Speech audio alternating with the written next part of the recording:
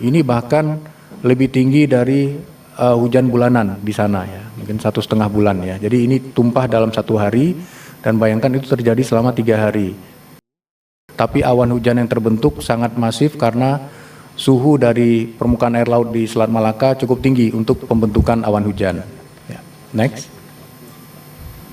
Nah ini yang tadi disampaikan oleh Ketua Komisi 5 bahwa tertangkap curah hujan pada 25 November, 26 November hingga 27 November itu sampai hitam warnanya itu sangat ekstrim, bahkan tertinggi ada yang 411 mm per hari di Kabupaten Biren. Ini bahkan lebih tinggi dari hujan bulanan di sana ya, mungkin 1,5 bulan ya. Jadi ini tumpah dalam 1 hari dan bayangkan itu terjadi selama 3 hari.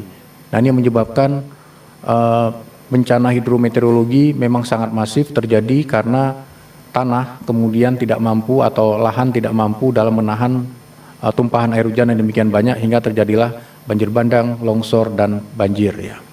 Next, ini di Aceh, ini di Sumatera Utara kita bisa lihat bahwa ini sangat berat kejadiannya, ini sampai 390 mm per hari di Kabupaten Langkat. Lanjut. Kemudian ini di Sumatera Barat. Jadi yang memang kata kuncinya adalah siklon tropis ini bukan bencana yang lazim terjadi di daerah tropis, tapi inilah kejadian yang kita hadapi sekarang. Sehingga tadi dalam rakor di Kemendagri kami bersama Kepala BNPB dan Basarnas itu mendapat arahan ya Pak ya, bahwa sudah saatnya Indonesia juga bersiaga terhadap bencana siklon tropis ya. Tidak hanya bencana-bencana hidrometeorologi yang selama ini kita kenal. Next. Kemudian ini slide terpenting yang perlu saya sampaikan hari ini, bahwa periode pada November sampai Februari nanti, ini sekarang kita masuk Desember, bahwa ada ancaman terjadinya atau terbangkitnya bibit siklon di perairan selatan dari Indonesia. Mulai dari Bengkulu, kemudian Sumatera bagian selatan, di selatan Pulau Jawa, kemudian Bali, Nusa Tenggara, Maluku, hingga Papua Tengah dan Papua Selatan. Ini adalah daerah-daerah yang rawan terjadinya bibit siklon yang dapat berkembang menjadi siklon tropis. Tentunya akan ada ancaman curah hujan tinggi, bencana hidrometeorologi, dan juga gelombang tinggi. Ya. Next. Ini sekedar gambaran Bapak Ibu sekalian. Yang paling kiri itu adalah siklon tropis Cempaka di perairan selatan Jawa di Yogyakarta tahun 2017.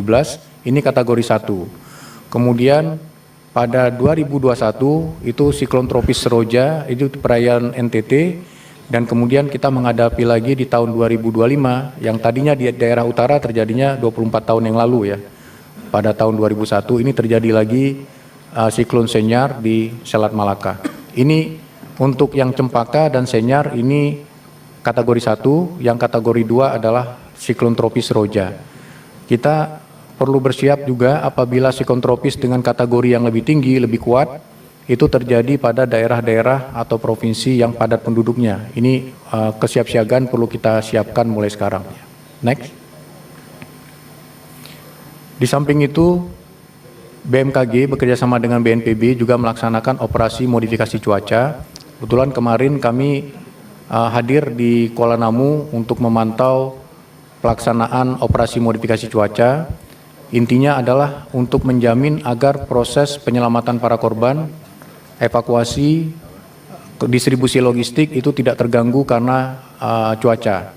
Jadi ini ada 2 hal yang dilakukan apabila kita ingin ada awan hujan yang bergerak ke daerah terdampak, itu dijatuhkan dulu di laut atau daerah yang lebih aman, atau jika dia terkumpul di atas daerah terdampak itu kita sebarkan CAO agar dia nanti menyebar dan tidak terjadi hujan. Jadi ada 2, menghambat hujan ataupun menghujankan di daerah yang tidak membahayakan.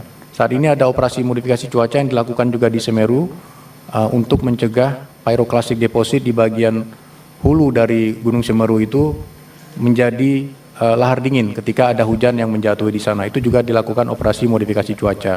Di Danau Toba juga sekarang tetap aktif dilakukan operasi modifikasi cuaca karena permukaan airnya yang terus turun 1 cm per hari itu akan membahayakan biodiversity di sekitarnya dan juga dapat mengurangi efisiensi dari pembangkit listrik tenaga air di Asahan.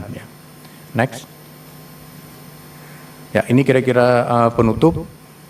Saya kira ini sudah saya bahas tadinya. Intinya Bapak Ibu sekalian bahwa ketika sekarang bulan Desember, Januari, Februari, karena puncak musim hujan masih di bulan Januari dan Februari, maka kewaspadaan perlu kita tingkatkan. Kemungkinan bibit siklon itu dapat terjadi sekarang di perairan selatan dari Indonesia. Ini yang perlu kita cermati bersama.